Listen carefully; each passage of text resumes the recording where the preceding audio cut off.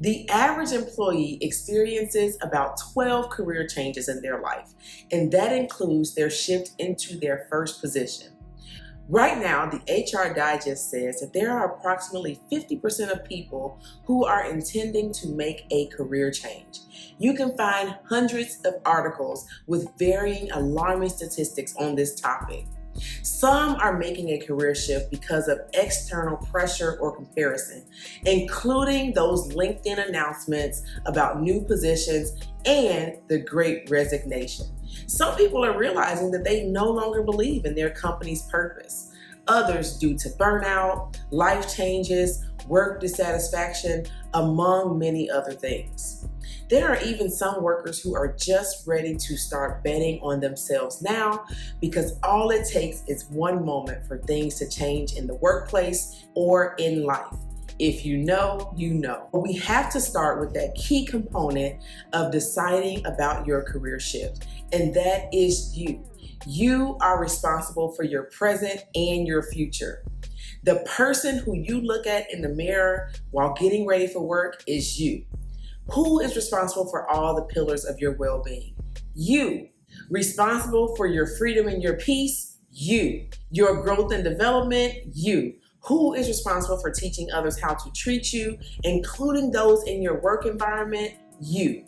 The person you must know best to be successful in any career or job change, guess who? You. For this episode on self-assessment, I have invited one of my favorite speakers, CEO of Essence, Caroline Wanga. She delivered a talk at a leadership conference a couple of years back. Who you are is non-negotiable.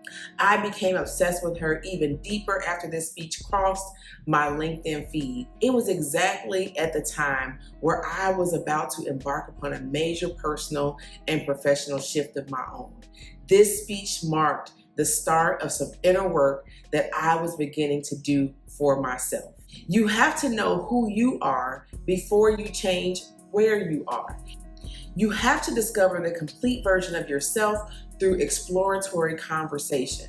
Caroline suggests that you have to be in touch with your authentic self in order to go pro in the right sport. I call this self-coaching before securing your external coach. You can't discover the complete version of why you want to make a change in your career without having an exploratory conversation with yourself. This conversation precedes any one that you would have with your current employer or any future employer. Today, I'm going to share a library of questions that you're going to ask yourself in this guided discovery. So here are your 5 self-assessment questions. Number 1, who am I? Define who you are to you, not to everyone else. What are your natural talents? Knowing who you are behind the curtain is so important to understanding how you are going to show up as your authentic self at work. It's less about who they think you are, but how you describe yourself without even mentioning work. Next, what are my core values? When you pull out that list of values, you have to be familiar with the definition. Discover which of those make you happy. Which are your triggers? If someone in your life or in the workplace stumps on one of your values, you might not be okay. It might even cause you to make an immediate decision to change your environment. Understand what those values are on an individual level, in your relationships with others, in business, and overall in the way you deal with the outside world. Next is, how am I operating? This is where your personal SWOT analysis steps in. Define your superpower or your best attribute. Where are you the least confident and what do you avoid because of that? How can your strengths support your opportunities? And what are your current and potential future obstacles? Answering these questions will help you determine your personal mission statement. Next question, what feedback have I received?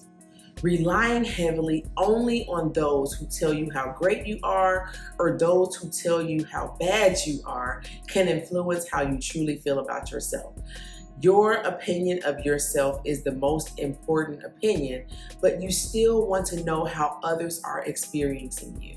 Reflect on and solicit feedback from someone who is critical of you, someone who loves you no matter what, and someone who barely cares how you receive the feedback and what your response is going to be. You need diversity in those profiles. Your values cover what you need. So the next question is, what do you want? What will give you peace and freedom that you're after? Simple solution. Write out that list of 20 things that you want to do in your life and career before you die. From then on, the way you move personally and professionally will support these desires when you make it plain by putting it down on paper. More times than not, when you do your personal self-assessment, you are going to discover that the root of the issue is you. And that even applies when you keep yourself in situations that are not worthy of the real you. It's not you, it's me.